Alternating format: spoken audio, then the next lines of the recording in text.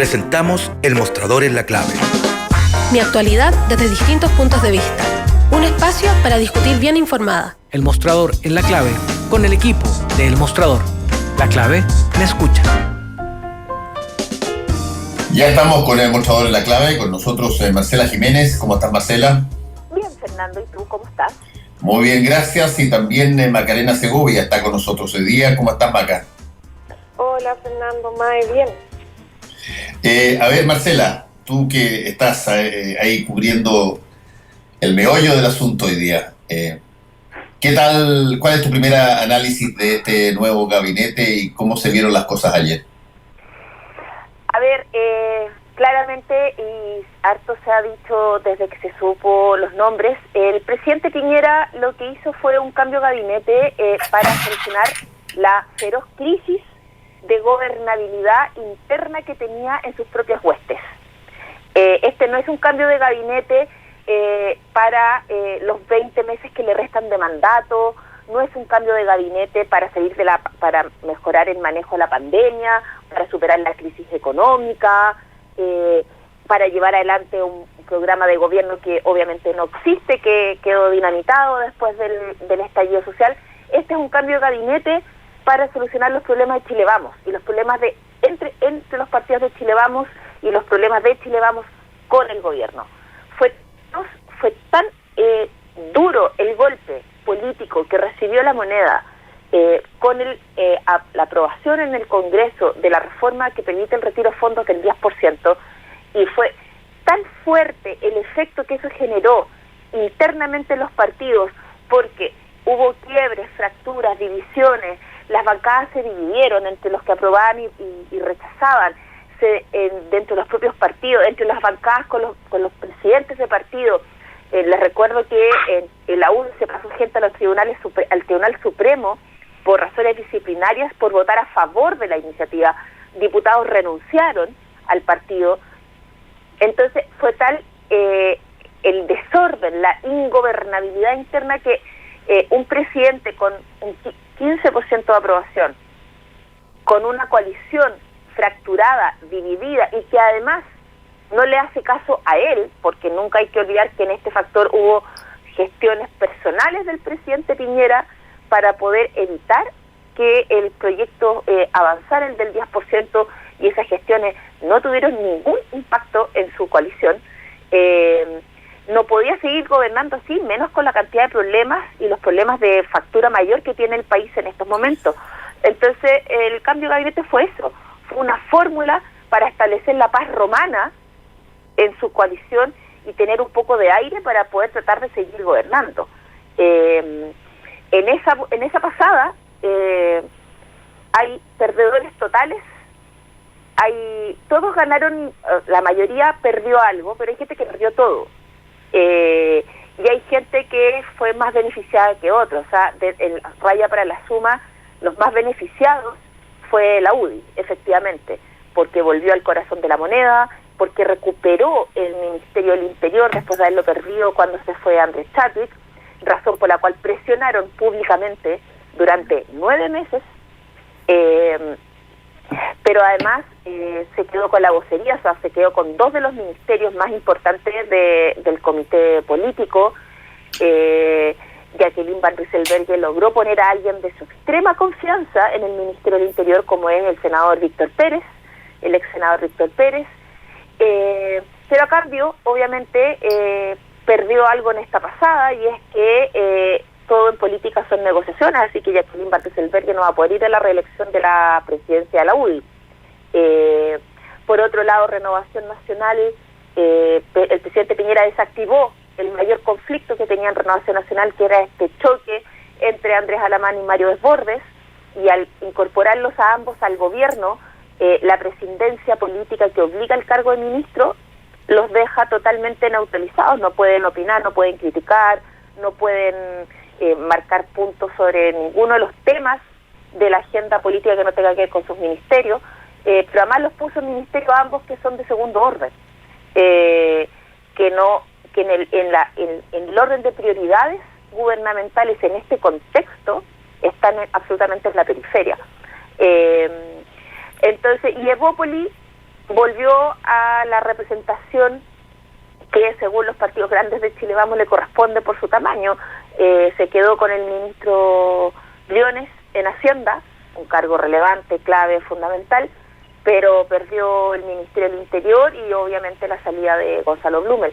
Y en esta vuelta, con todo, para resumir, este fue el final ya, la salida de Blumel marcó el final de lo que fue este piñerismo de Avanza Chile, de lo que fue el equipo de Apoquindo 3000, el que estuvo los 4 años con Piñera, mientras fue el gobierno de Michelle Bachelet, y que fue el corazón de su campaña, su núcleo duro de confianza, y lo que fue el primer gabinete que él tuvo, liderado por Andrés Chato, y Gonzalo Blumel era el último sobreviviente en el espacio de La Moneda de ese grupo, y eso terminó ayer. Maca, tú estás viendo otras variables, tanto, no sé, en el aspecto económico como en el aspecto social respecto de este cambio de gabinete, porque, te lo pregunto, porque normalmente se generan un montón de expectativas de acuerdo a las calidades políticas que tienen las personas que entran a un cambio de gabinete. Pero fíjate tú, qué curioso, en el caso de este cambio de gabinete, casi todos los análisis, no importa si lo hace gente de derecha, de izquierda, si lo hacen analistas, como lo acaba de hacer periodísticamente la Marcela, casi todos hacen el énfasis en lo que se tuvo que desactivar y no en lo que se va a activar. Casi todo se concentra en la utilización del cambio de gabinete para quitarle espoletas a una granada interna política y no para implementar un salto nuevo o una mirada nueva o un impulso nuevo a algo. Macarena. Sí, mira, yo creo que activar en agenda ejecutiva, por decirlo de alguna forma, del gobierno, no hay mucho. Es decir, hay como un desierto de aquí a los próximos 20 meses que quedan, que tenga que ver con una agenda que puede imponer el gobierno del presidente Sebastián Piñera en un contexto en donde básicamente todo el rol que puede tener la moneda está en el suelo. O sea, lo que tiene que hacer de aquí para adelante es tratar de sostener y que no sea un fracaso el plebiscito del 25 de octubre, que eso consigo no traiga el hecho de que la mitad de la población se contagie de COVID-19 y que eso pueda funcionar y generar una estructura de salud que lo haga viable y que no pueda traer un rebrote de la pandemia que vuelva a asumir y profundice la crisis económica que tiene el país. Eso por un lado. Por otro lado, el otro desafío es que se puede quizás sentir en el aire, o sea, uno tampoco tiene una bolita mágica para poder adivinar lo que va a pasar, pero teniendo presente los últimos hechos, un eventual segundo estallido, quizás manifestaciones en las calles y una protesta en contra del gobierno, entre ese paréntesis que queda post plebiscito, y cuando ya estén un poco más bajas las cuarentenas, puede ser que se reactive la calle, y eso es otra área que tiene que también, que tendría que afrontar este nuevo gabinete. Ahora, pero si aquí existe una visión a futuro, seguir construyendo un legado piñerista como lo establecían al principio las huestes del presidente Sebastián Piñera y de Apoquindo 3000 cuando llegaron al gobierno, ese ya no está.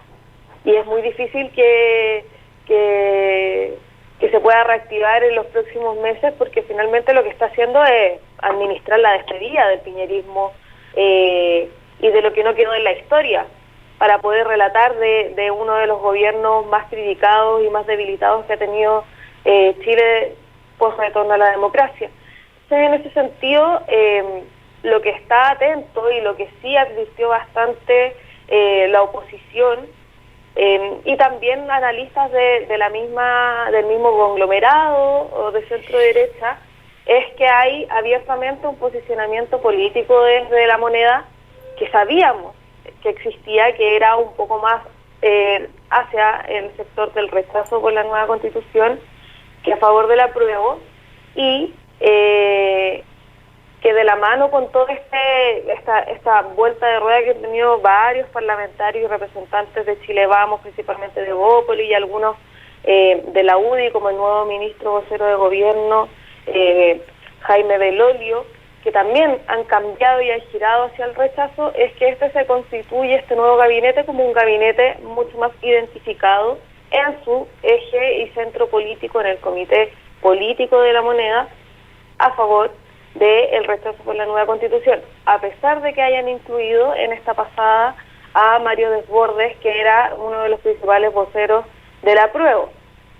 Porque, como decía Marcela, queda bastante anulado en lo que él pueda establecer como eje de acción.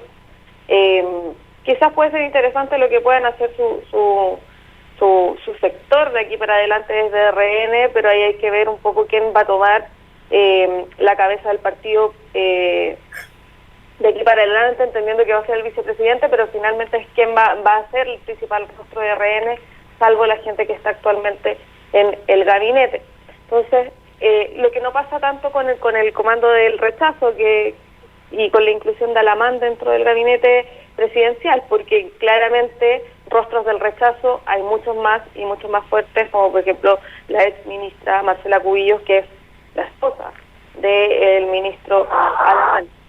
Entonces, en ese sentido, lo que sí se puede ver es que hay un abierto marcaje dentro del nuevo gabinete hacia el rechazo, pero también lo que han advertido es la fórmula que se puede tener desde la moneda para poder afrontar las posibles movilizaciones a futuro. O sea, si es que aquí con este viraje hacia la UDI puede significar un endurecimiento, por ejemplo, de la política que pueda abordar la moneda a la hora de ver, por ejemplo, masivas marchas, o que se pueda también haber una radicalización de la protesta en la calle, y cuál va a ser la reacción de parte de, en este caso, el ministro del Interior, para poder neutralizar esas manifestaciones. Y él lo dijo también un poco Víctor Pérez ayer, cuando habla de que el eje central va a ser tratar de recuperar el control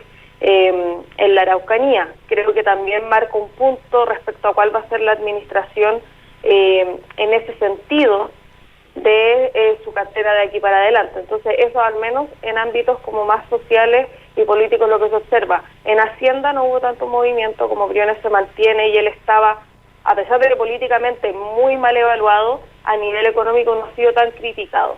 Entonces, en ese sentido, debería mantenerse los planes como estaban hasta ahora.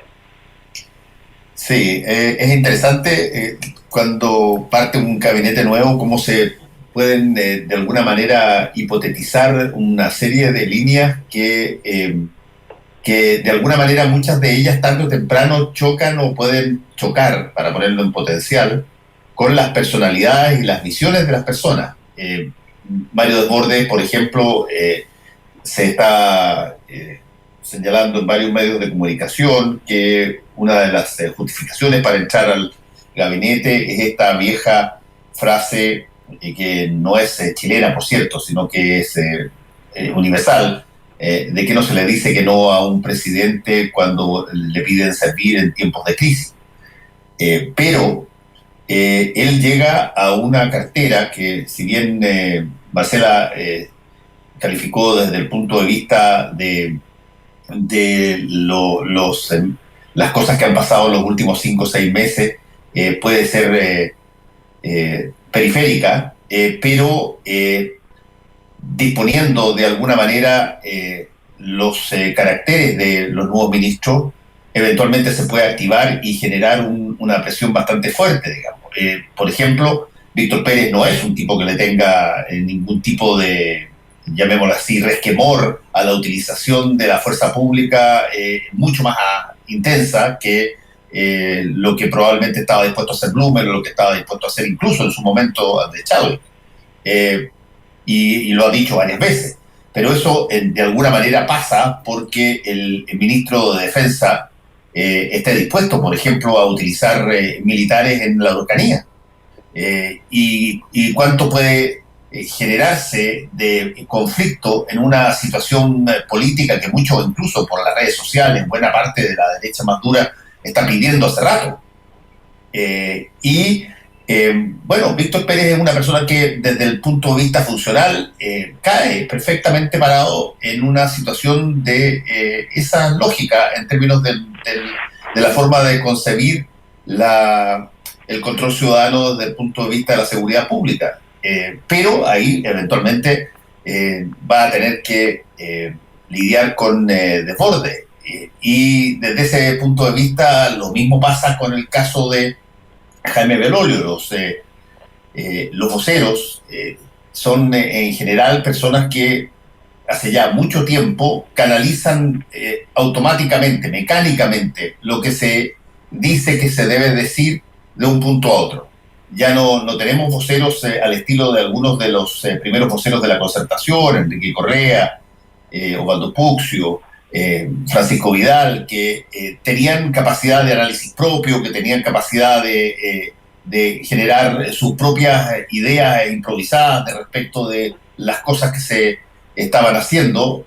Últimamente básicamente son personas que canalizan, transportan lo que se dice que se hizo para que se le diga a la ciudadanía. Yo tengo la impresión de que Jaime Belolio en ese sentido es un poco distinto. No creo que vaya a querer quedar en términos históricos como alguien que básicamente vocerió cosas que eventualmente pueden tener un impacto en la historia del país. Y por lo tanto, yo creo que mirándolo así, el gabinete cumplió eficientemente con la posibilidad de sacar la espoleta de la granada de Chilibamo, por ahora, pero los costos son altos. Yo no sé si es que Bópoli, que quedó bien disminuido y ahora todo pasaba básicamente el rechazo, fue pero una victoria extraordinaria de la UDI, no solamente en quitar a Blumel como quería, sino que además en de alguna manera forzar una presentación de posiciones de Bópoli que aparentemente mucha gente creía que iba a ser distinta, más dividida hace algún tiempo. Marcela. Hay varias cosas que se comentaban ayer, Fernando, al respecto de lo que tú planteas.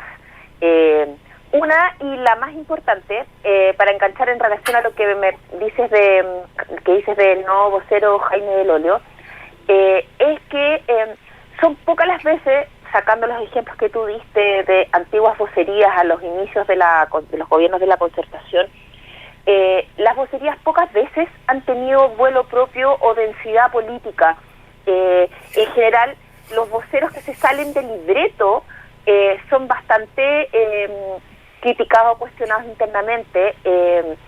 Y en el caso de la administración de Sebastián Piñera, ha habido puras vocerías que se les ha criticado, en este caso Cecilia Pérez y después Carla Rubilar, porque ellas son excesivamente piñeristas. Entonces dejan de ser voceras del gobierno y pasan a ser como escuderas del presidente o cheerleaders del presidente. Difícilmente Belolio vaya a caer en eso, efectivamente, pero difícilmente Belolio va a tener espacio para vuelo propio. ¿Y eso por qué? Porque el cambio de gabinete, y nosotros tenemos el titular hoy día del diario enfocado en ese punto, reporteado al respecto, y lo dijo ayer el senador Manuel José Sandón. Aquí hubo cambio de gabinete, se cambió todo el comité político salvo Hacienda, se enrocaron puestos, se trajo gente nueva, todo, se desactivó la crisis interna de Chile Vamos, pero aquí hay un tema puntual que no se ha tocado, y que es el segundo piso de la moneda. El poder de Cristian Larroulet, el jefe de asesores de la moneda, sigue absolutamente intacto.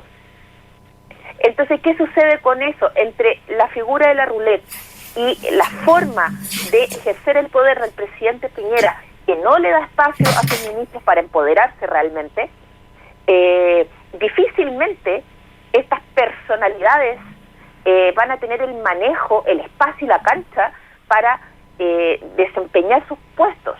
Entonces, en ese sentido, esa es la gran duda que se abre, que efectivamente en los nombramientos y el hecho de que estas personas estén en estos cargos ya desactiva todo el conflicto de Chile Vamos. Eso es real, pero no se puede gobernar solo con eso. Y este gabinete tiene el gran desafío de mostrar si es que sus ministros logran empoderarse. ¿Y qué quiero decir con empoderarse? Cuando estos ministros al día de hoy, estando el segundo piso intacto, y la estructura del poder, de cómo funciona el poder y la toma de decisiones en la moneda, este gabinete nos da garantía de que alguno de ellos vaya y le vaya a decir: presidente, usted está equivocado. No hay garantías aquí de que no se vayan a cometer los mismos errores políticos que se han cometido. Y cuando me refiero a errores políticos, no me refiero a Piñera y cosa, me refiero a el mal manejo de la pandemia, me refiero a las medidas económicas tardías e ineficientes que se han tomado para ayudar a la gente a superar y a atravesar la crisis, la pandemia y la crisis económica que ha generado. Me refiero a la desconexión que hay con lo que fue el estallido social y con la realidad, la falta de, comillas, calle que se le ha criticado siempre al gobierno, la falta de sintonía con lo que realmente está pasando en el país. Entonces, ese es un punto diametral grave, importantísimo. Entonces puedes poner a mucha gente con todo el tonelaje político, pero si eso al final se termina en que la figura del ministro del Interior sigue siendo una figura menor, que no se sienta en la mesa esta que hemos hablado todo el año, donde se sentaba originalmente solo Piñera, Larroulet y Chadwick cuando era el ministro del Interior, que después se sentaba Jaime Mañalich por el tema de la pandemia, que llegó Rodrigo Villa como asesor, pero solo para temas de pandemia, y que ahora está solo sentado el presidente Piñera y Cristian Larroulet. Hay que ver si Víctor Pérez se va a sentar en esa mesa realmente, y si va a tener voz y voto, porque si no lo tiene, va a pasar exactamente lo mismo que ha pasado todo este último tiempo. Y Jaime Belolio también. Les recuerdo, por ejemplo, que el actual presidente del Partido Socialista, Álvaro Elizalde, fue vocero, y Álvaro Elizalde fue un vocero absolutamente intrascendente, y fue un vocero intrascendente porque él no estaba sentado en la mesa de la toma de decisiones de la moneda. Él era ministro, era de parte del comité político, pero las decisiones no pasaban por Elizalde.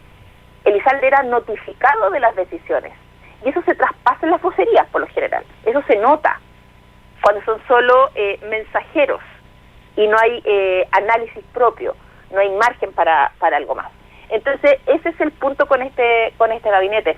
Y reporteando ayer, muchos decían que efectivamente este es un gabinete que está marcado con la impronta del rechazo, absolutamente, lo que no deja de ser riesgoso, porque si el rechazo pierde, no solamente va a perder el rechazo, va a perder la moneda, y se va a sumar otra derrota al gobierno.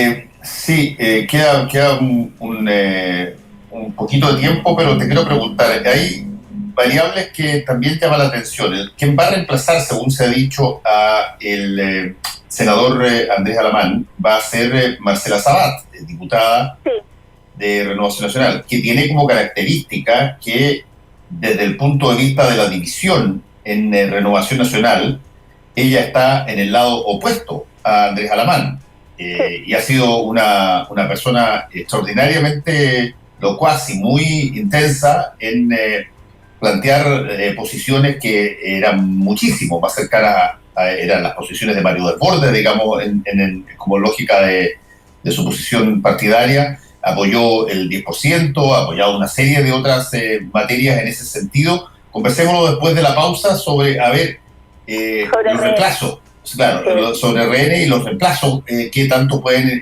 influir en un cambio en la coalición de fuerzas dentro de esos partidos. Volvemos en un ratito. En esta época más que nunca, lo más relevante es el cuidado de las personas.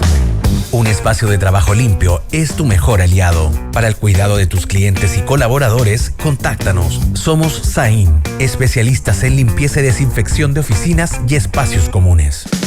Una oficina limpia es una oficina feliz. Encuéntranos en oficinafeliz.cl. ¿Qué hacer si alguien de mi familia es diagnosticado y debe hacer cuarentena? Aísla al paciente en una habitación individual y bien ventilada. Utiliza la mascarilla en todo momento. Mantén la distancia de 1 metro. No compartas platos y utensilios de aseo. no permitan la entrada de visitantes. Hazlo por ti y por todos. Más información llamando al 600-360-7777 o en gov.cl. Cuidémonos entre todos. Ministerio de Salud, Gobierno de Chile. Si quieres escuchar La Clave en tu radio, sintoniza la 92.9 FM en Santiago. Si prefieres escucharla y verla en tu smartphone, compu, iPad, radiolaclave.cl. Donde estés, La Clave. Me escucha. Estamos de vuelta con Combinación Clave y con el mostrador en La Clave. Y yo preguntaba eso, Marcela, porque aquí uno a veces mira demasiado la primera movida, que es saber cómo neutralizaron a Mario Desbordes metiéndolo adentro de una máquina donde tú pierdes un montón de libertad y de independencia. Pero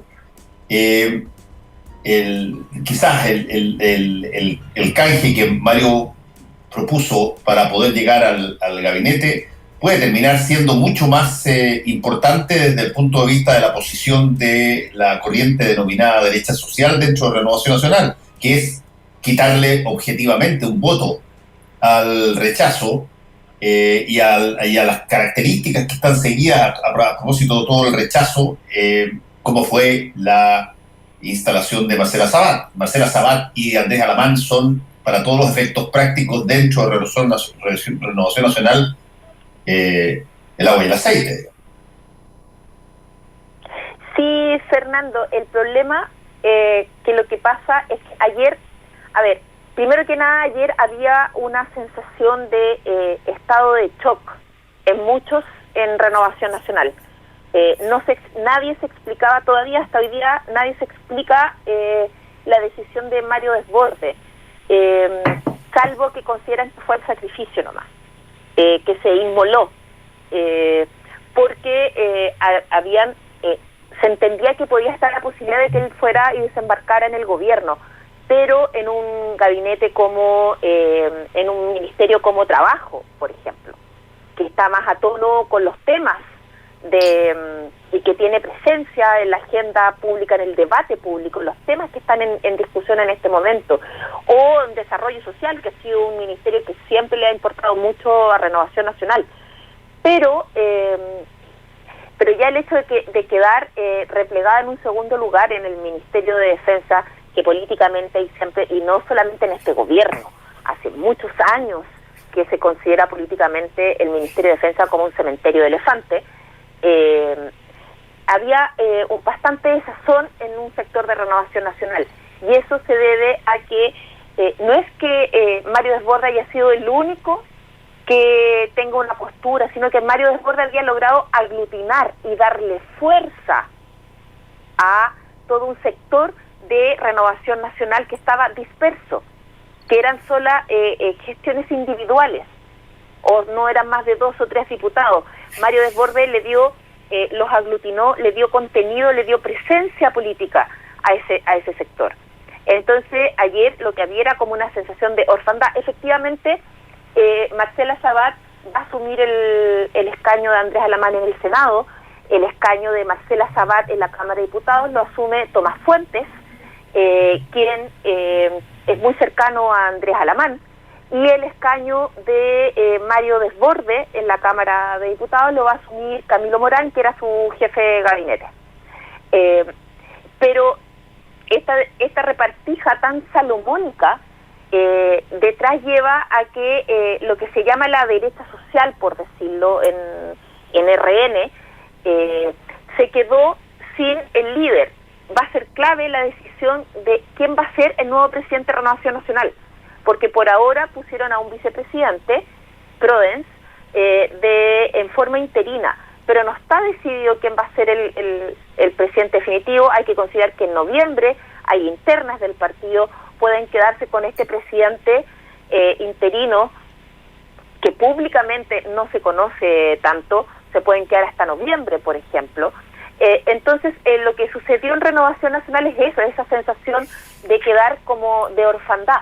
Básicamente, en ese sector, en esa línea discursiva, alguien que generara esos puntos de importantes en el discurso, en la agenda, o que golpeara la mesa, o que marcara puntos en la discusión en la derecha, en el oficialismo y ante la moneda, lo hacía Desbordes, y solo queda Manuel José Sandón en este minuto. Entonces, esa es la sensación que tienen en un sector de Renovación Nacional, de orfandad, de que Mario Desbordes claudicó en el fondo, porque aceptó ser neutralizado, entró al gobierno, pero por un discurso, por un ministerio absolutamente secundario donde no va a tener injerencia ni influencia en la toma de decisiones ni en el rumbo del gobierno. Y por otro lado, perdió la diputación y se queda sin la presidencia RN y sin la posibilidad de reelegirse, porque difícilmente aceptó el ministerio para renunciar en 2 meses más. Sí, hay una serie de cosas que se le van a venir encima a Mario Desbordes inmediatamente. De hecho, coronel Harvey ya tuiteó que le había pedido la primera reunión, que él ha dicho que fue él quien denunció unos actos de corrupción por parte de altos oficiales y que fue apartado de las filas del ejército. Y él había pedido, según lo había dicho varias veces, varias reuniones al ministro Espina y al presidente de la República. El ministro Espina había contestado que él había autorizado al coronel Harvey, cuando la primera vez que se juntaron, y la única, que traspasara todo el material que tenía como correspondía hacia el Ministerio Público y lo canalizara a través de la justicia. Pero igual Harvey siguió pidiendo varias reuniones más que no se concedieron ni por el presidente ni por el ministro, y ahora acaba de anunciar por Twitter de que pidió la primera reunión con Mario Desbordes. No es probablemente un hecho quizás demasiado grande, pero es simbólico de ver si es que Mario Desbordes lo recibe o continúa con la idea de Alberto Espina de que lo que corresponde hacer es que si que tiene algo que plantear en términos de delito, tiene que hacerlo a través del Ministerio Público. Sí, son varios los temas que Mario... Yo no estoy diciendo si por el Ministerio de Defensa pasan temas que son relevantes. O sea, efectivamente en algún minuto va a haber un choque entre Víctor Pérez y Mario Desbordes, como tú planteas en el primer bloque, Fernando. No hay que olvidar que Víctor Pérez, después del estallido, un par de semanas después del 18 de octubre, insistió públicamente y negó y dijo que aquí no hubo ninguna violación a los derechos humanos y que no hubo ningún abuso policial, siendo senador, en circunstancias que Mario Desbordes sí lo reconocía y sí cuestionó eso. Entonces, efectivamente aquí van a ver que hay temas relevantes que se va a tener que hacer cargo Mario Desbordes, eso es cierto. Lo que yo planteo es que él estaba ejerciendo un papel mucho más relevante de injerencia y de influencia en la toma de decisiones. O sea, cuando Mario Desbordes hablaba como presidente de Renovación Nacional y cuestionaba el foco del gobierno, una medida del gobierno, o decía que al gobierno le faltaba calle, o decía, estaba cumpliendo un rol político y influía en la forma en que el gobierno o la moneda o el presidente estaban haciendo las cosas. Y no solo eso, sino que estaba aglutinando y teniendo fuerza interna. No hay que olvidar que las últimas semanas Mario Desbordes fue respaldado por la comisión política del partido y por todo el staff de alcaldes, y que al final la posición del 10% logró llevar a 19 de los diputados de la bancada a votar a favor. Y su rol el día antes de la votación en la Cámara, la votación en el Senado, fue clave. Él fue el que salió y dijo, si me votan, o sea, si sale sin fondo solidario, muchos de los que nos abstuvimos vamos a aprobar el proyecto. Y eso fue clave para tener más de los 2/3 en la Cámara. Entonces, de eso estoy hablando. Todo ese papel político quedó neutralizado. Y por eso que está esa sensación de desazón internamente en el sector en un sector importante de Renovación Nacional, porque quedó como trunco un proceso. Marcela Sabat es una figura súper importante. Marcela Sabat es una figura, pero Marcela Sabat no genera el efecto que tenía Desbordes de aglutinar a todas estas voces y aglutinarlas detrás de un sector, de una postura.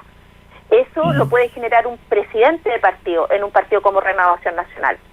Pero los diputados en general juegan más en la individual o en grupitos de 2, de 3, sobre todo en una bancada dividida como la de Renovación Nacional.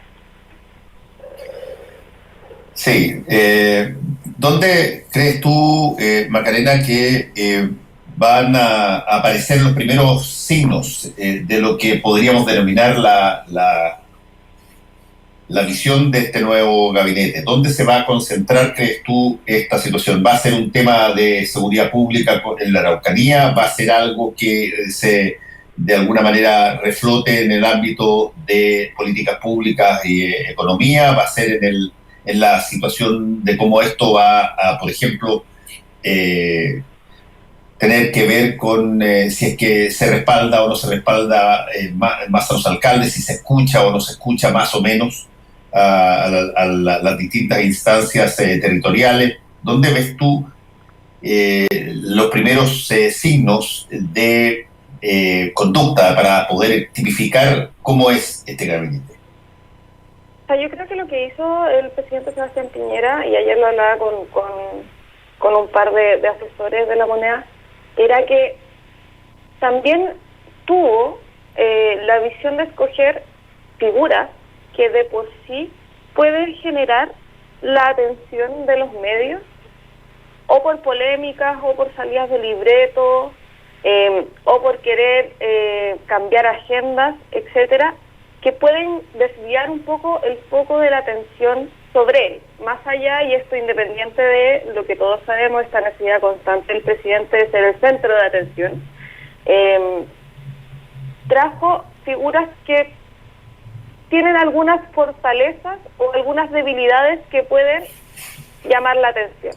En ese caso, el ministro del Interior, Víctor Pérez, como lo hablábamos en el primer bloque, ya habló y ya dijo que iba a tener, bueno, él también tiene como una mirada regionalista importante y es uno como de sus fortalezas, y es por lo cual tiene cercanía también con Jacqueline Van Rieselberghe, además de pertenecer al mismo sector del interior del gremio, pero habló ya de la Araucanía, que es un foco que el sector más duro de la derecha hace rato que está tratando de poner sobre la palestra, principalmente por los conflictos que han habido en el contexto de la pandemia y luego de que los contagios bajaron en esa región.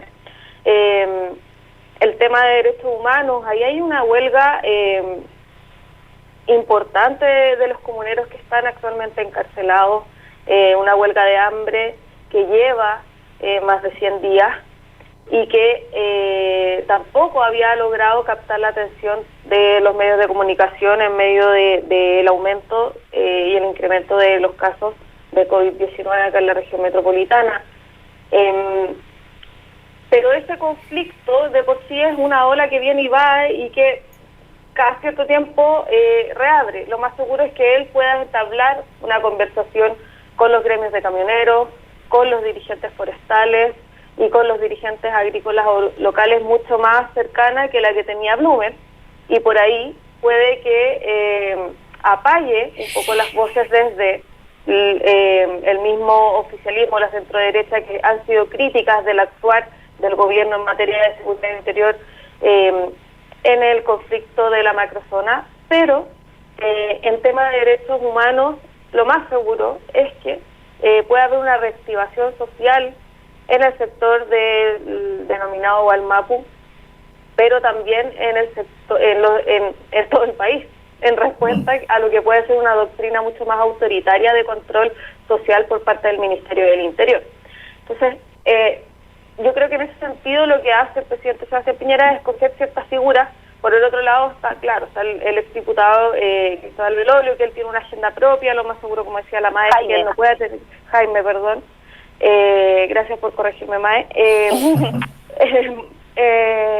es muy posible que él pueda quizás sacar a relucir sus dotes de buen hondismo con la oposición, de esas pichangas que alguna vez tuvo con los frente amplistas, y poder quizás entablar una vocería mucho más joven y mucho más cercana a un diálogo en el buen hondismo, a pesar de que él puede tener posturas muy duras con respecto a ciertos temas, siempre tiene esa lógica de la camaradería con los sub 40 de la oposición.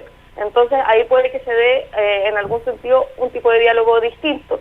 El ministro Márquez se va a tener que dedicar a administrar el desastre legislativo que hay actualmente y tratar de sacar alguna reforma, principalmente el tema de la AFP, que es uno de los temas prioritarios para el gobierno y que la oposición quiere tratar de aplazarlo para poder discutirlo en un contexto de nueva constitución. Oye, Maca, déjame hacerte una pregunta a ti y también a la Marcela, a propósito, porque no lo quiero dejar pasar.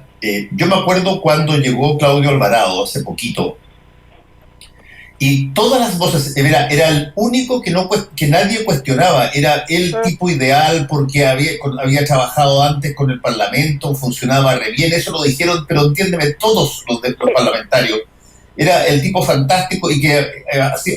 Y bueno, salió en esta pasada sin pena ni gloria. ¿Qué fue lo que ocurrió? Pero es que Alvarado nunca quiso estar ahí, ese es el tema también. Yo creo que hay que... El ministro Alvarado siempre fue el hombre en las sombras que movió, y la madre también lo sabe porque ella cubrió Congreso antes también, y sabe cómo se movió Alvarado cuando era subsecretario y ahora en este segundo gobierno de Piñera en el Congreso. Lo que se pudo ver es que él movía todos los votos para lograr sacar de una u otra forma los proyectos más icónicos del gobierno. Hay que sacar en cuenta que a pesar de todo y de las críticas logró sacar adelante Aula Segura, cuando era uno de los proyectos más criticados por parte de la oposición, en una negociación bien intensa en el Senado logró destrabar el conflicto, bajó algunos cambios del proyecto de ley de la ex ministra Marcela Cubillos y logró sacar adelante uno de los proyectos más criminalizadores en torno a la protesta social y que tiene que ver principalmente con los menores de edad. Y así un montón de otras reformas, lo que fue también con la llegada del exministro, o sea, del actual ministro de Hacienda, Ignacio Briones, cuando se logró sacar la reforma tributaria, y así una serie de proyectos que él logró mover en las sombras, en conversaciones principalmente para agilizar a la oposición, en ese sentido, y poder perquinar votos de ese costado. También destrabó algunas acusaciones constitucionales, como la de la exministra Marcela Cubillos, etcétera, pero ese trabajo y esa lógica que tenía el ahora exministro Alvarado, y ayer le comentaba a alguien, decía, tú ves el Twitter del exministro Alvarado y tiene muy pocos seguidores, no tiene ninguna estética de ser un rostro y de un gabinete ministerial, y todo el trabajo era de ahí. Ahora, cuando pasa el tema del 10%,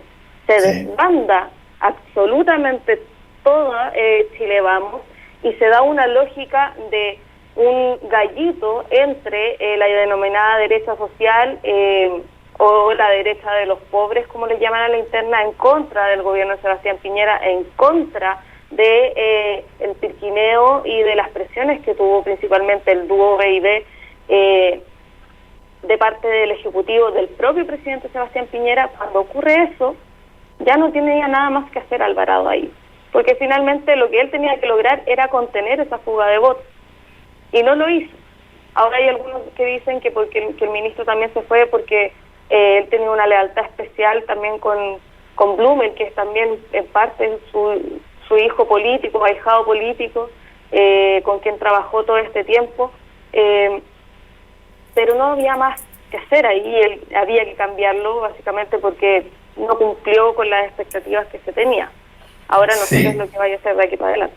Pero era bien difícil, disculpa Fernando, era bien difícil que Alvarado pudiera cumplir con las expectativas cuando se le puso efectivamente como se expresa lo que pasó en el 10%, porque al final, en el fondo, Alvarado no lo dejaron hacer la pega para la cual, como contaba la Maca, siempre tuvo las habilidades para hacerla, y era su manejo con el Congreso, porque les recuerdo que la dupla Blumel-Briones cumplió un papel bien nefasto al interior de las huestes de Chile Vamos.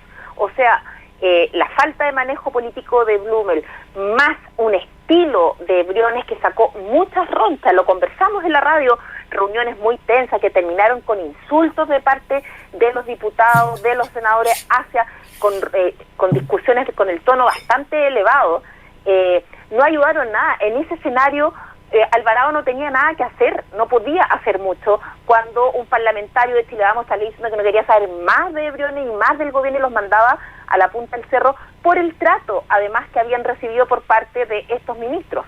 Eso es una, pero les recuerdo y vuelvo a insistir en el punto que en algún minuto entra el presidente de la República de lleno, él a hacer reuniones, él a llamar a parlamentarios. Entonces el ministro Alvarado queda como fuera de juego, por decirlo de alguna manera, sí, es un buen sin punto. capacidad de acción. En ese contexto le hicieron pagar el precio de algo que no fue 100% su responsabilidad de partida, pero por otro lado también lo sacrificaron, y hay que decirlo, lo sacrificaron en pos del equilibrio político. No se podía apagar el incendio de Chile Vamos y dejar tranquila a la UDI sin darles el Ministerio del Interior, y les iban a dar la vocería y además las Express. Jaime Belolio no tiene las habilidades para ser un ministro de las Express, no las tiene. Le falta experiencia, le falta manejo, le falta una serie de expertise que sí la tiene Cristian Monkeberg, por su trayectoria, porque tiene muchos años de parlamentario en el cuerpo, porque fue presidente de partido, porque ya venía un rato siendo ministro. Entonces, efectivamente el presidente, si el objetivo de este cambio de gabinete era aplacar y solucionar los conflictos de Chile Vamos, darle todo el comité político a la UDI era algo impensado y tenía que sacrificar a alguien. Y en ese sacrificio sacrificaron a Claudio Alvarado.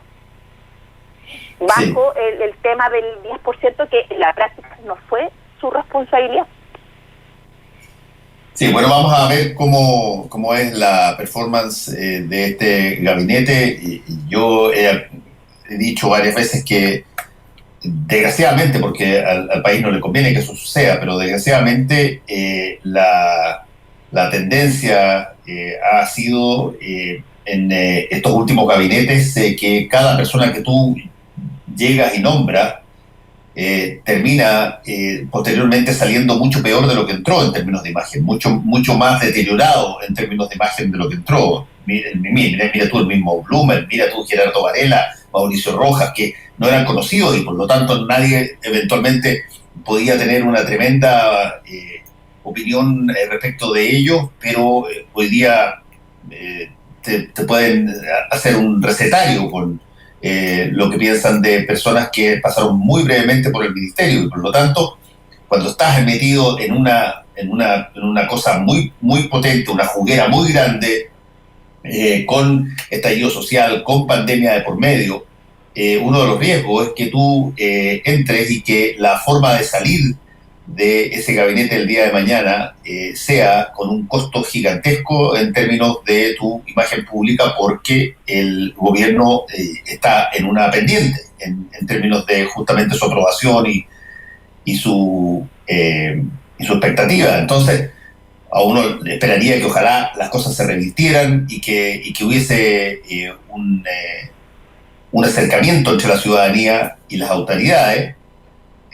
Y yo me imagino que todos los que entran deben tener esa idea, que puede darse un cambio, pero yo en esto insisto, muchos de estos cambios constitucionalmente, y lo quiero enfatizar, están dependen en gran medida de una sola persona, que es el presidente de la República, porque la Constitución, para cualquier persona que esté en ese cargo, le entrega en este tipo de circunstancias particularmente especiales, le entrega una cantidad de facultades y una cantidad de decisiones que eventualmente pueden transformar, como pasó en el caso de Claudio Alvarado, según lo contaste tú, Mae, de ser una persona que fue apreciada por todos cuando llegó, pero finalmente las herramientas que tenía para poder ejercer su pega no se las dieron o no las tomaron en cuenta y terminó sin pena ni gloria saliendo por la puerta de atrás.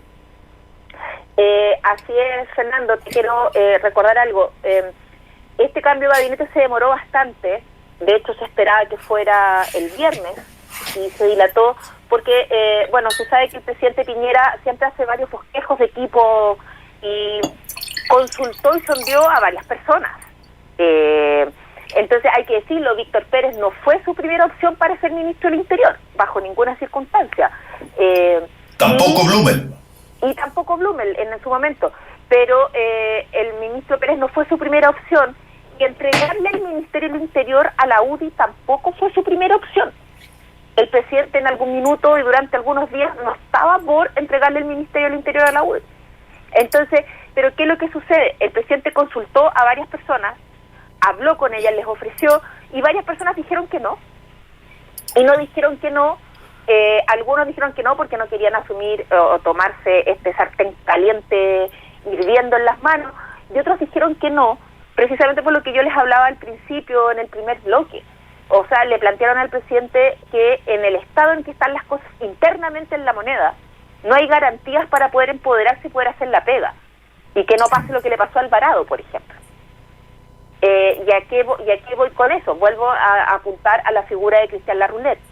Hubo personas a las cuales se les ofreció Interior o la SECTES, y declinaron y dijeron, no, porque nada personal con este caballero, pero si está él y que ocupa todos estos espacios y no deja que el ministro correspondiente se empodere y tenga margen para poder hacer su trabajo, es imposible hacerlo. Bueno, no va a tener problema. Entonces, insisto en el punto de eso, efectivamente el gabinete nuevo podría haber tenido otra conformación.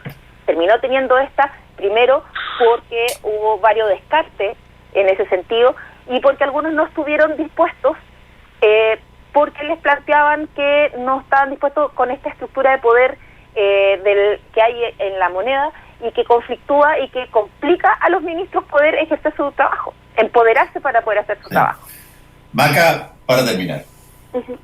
Sí, o sea, yo creo que es súper mal negocio entrar al gabinete, y eso está más que claro. Creo que la única persona que logró convertirse en una figura pública, sea cual sea su estilo y sea cual sea su línea, post su pasada por el gabinete, fue Marcela Cubillos, que finalmente se hizo el rostro del rechazo, y ahora tiene vitrina en matinales, en programas de análisis, etcétera.